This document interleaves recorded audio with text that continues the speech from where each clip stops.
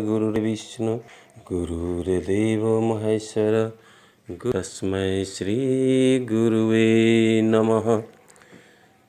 आइए आप लोग को लेके चलते हैं पंचवटी, जहाँ प्रभु रामचंद्र जी ने मैया सीता और लक्ष्मण जी वनवास काट रहे हैं। इधर लंका का राजा रावण मारीच को सोने का हिरण बना के ले आया है।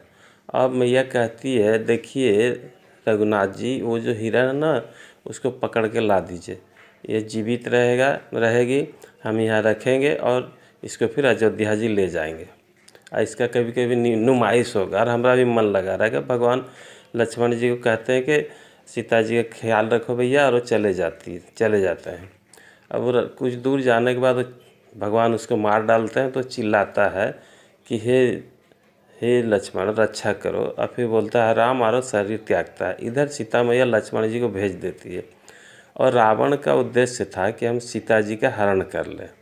सीता जी का सुंदरता को सुनकर वो दुष्ट के हृदय में काम वासना का जागरण होता है और मैया का हरण करने आता है। एक त्रिदंडी स्वामी का रूप लेकर कहता है, हे देवी, तुम यहाँ अकेली क्या करती हो, किसके साथ रहती है? तो मैया कहती है, हम यहाँ अपने पति और देवर के साथ रहती है, और हम अयोध्या के राजा दशरथ जी का पुत्र वधू हैं।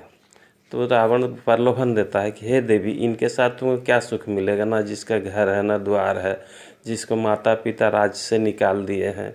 चलो हमारे साथ लंका, वहाँ हम तुमको 5000 दासियों के सेवा में रखेंगे। 5000 दासियाँ तुम्हारी सेवा करेंगी। चलो।